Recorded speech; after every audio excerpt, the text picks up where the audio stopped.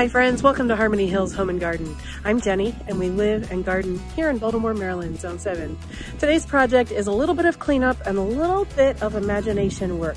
I thought I would share with you some of the thoughts that I have for the back garden as it becomes spring here in our new backyard garden. So let's take a look at what's going on and chat about it.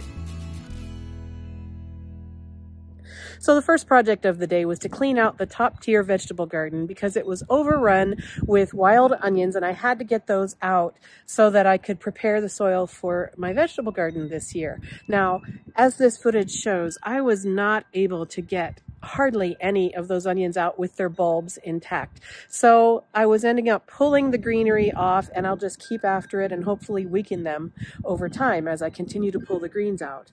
However, if you just pull them off at ground level, they have a much easier time coming back this season, and I'll have to fight with them again another time this season. So I decided to go ahead and try to use a different tool. This is my right-handed blade weeder tool, and I'll put a link to it in the description box down below.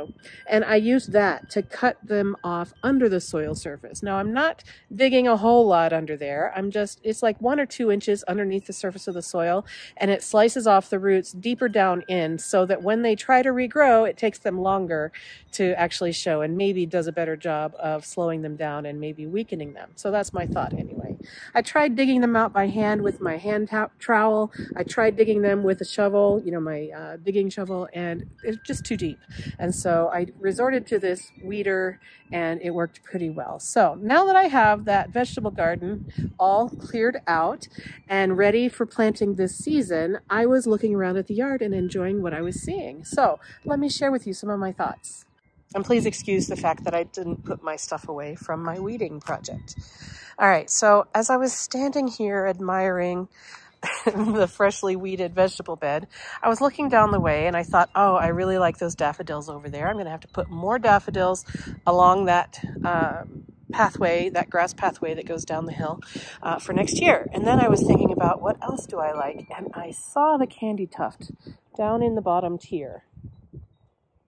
And it was really, really pretty. And it looks prettier in real life than it does on the camera, but I just thought, oh, what a great plant for early spring color, waking up the garden. And wouldn't that be gorgeous with some daffodils interplanted? Nice tall daffodils, similar to the ones that I have up here on the hill. But just, candy tufts spilling over the edges of each of these rock walls, and then daffodils in amongst them. But then I thought, well, this is my vegetable garden. How would that work? So I don't know. And as I was looking at it from this angle here, I was looking up the hill and I noticed, oh, right, I do have candy tuft up here near the patio as well. And so this is a large clump. That's the one that's been there the longest. This is a smaller clump. And I used to have some lining this pathway here, but when we had this wall built, I had to move those. That's what is actually down in that lower bed right now. Those used to be up here by the patio.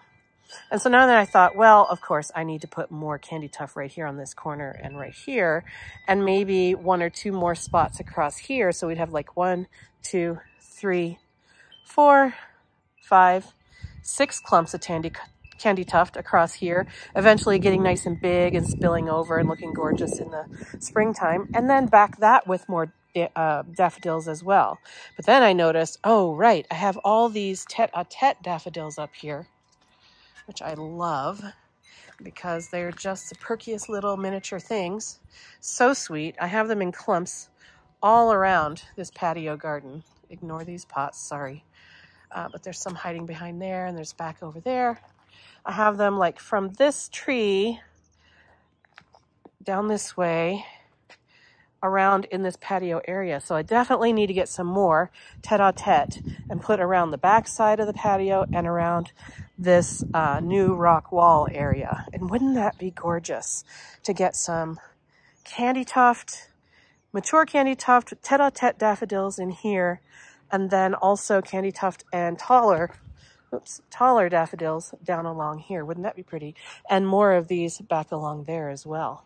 So that's what I'm thinking right now as far as my earliest spring gardens. Now in these tiered beds, I do have some tulips that I planted last fall. I think they're pinks and purples. I'm not sure exactly what color. Maybe they're pink and white. I don't remember. And the foliage on them is coming up, and they'll be blooming in another month or so. But earlier, I would love to have some daffodils back here. I mean, the tulips are going to be nice. There's 16 in each of the beds. And so it'll be a nice kind of river of tulips down the hill.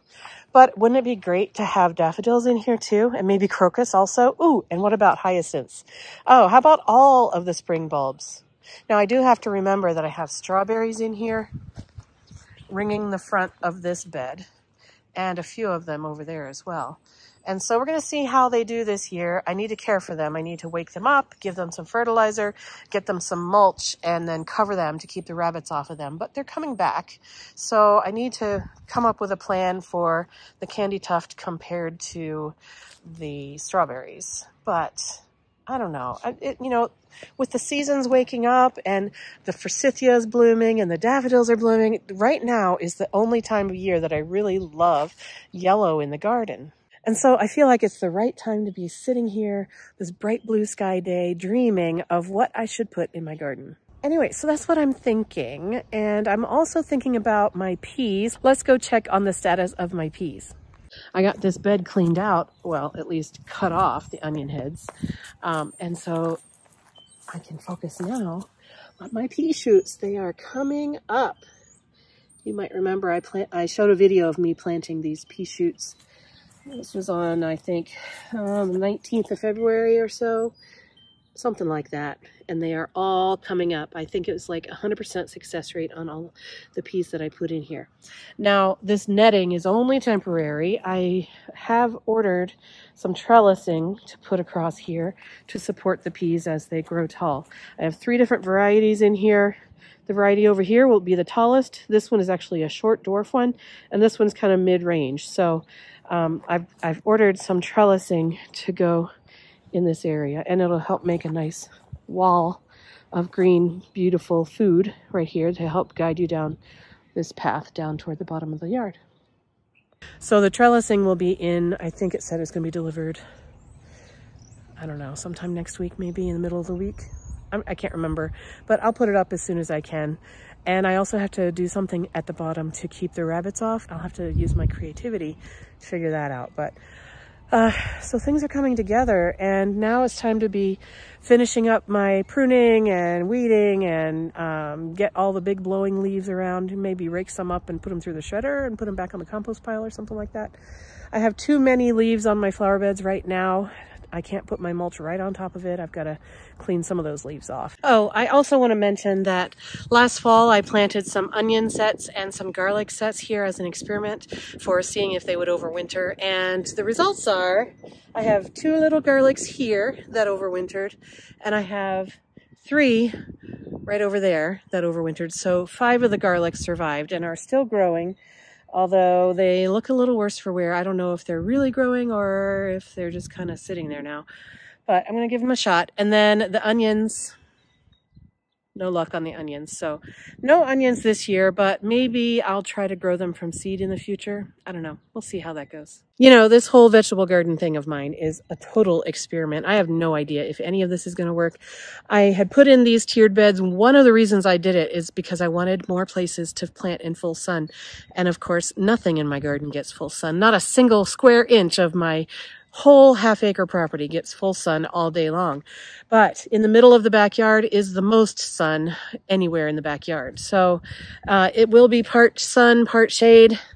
But I'm hoping that I'll be able to grow some vegetables. I mean, I know I have grown tomatoes and cucumbers back here, 1 or 2 plants at a time. And I've grown lettuce, but I've never really tried vegetable garden. So I have this nice big space, this teardrop shaped top tier, and I'm going to try all kinds of things in here, and some of them might be spectacular failures and some of them might just work, and I might be able to get, I don't know, a snack off of some of them. I've got tomatoes, peppers, cucumbers, broccoli, cabbage, cauliflower, potatoes, peas, green beans, pole beans, bush beans, garlic, radishes, I forget what else. There might be some other seeds down there too. I'm going to try a little bit of everything. I'm going to try them in a couple of different ways, couple of different spots, see what works best for me. And I will be sharing a lot of seedlings with my friends and family too, because I have way too many going. But you know how it is, right? So anyway, that's what's happening around here.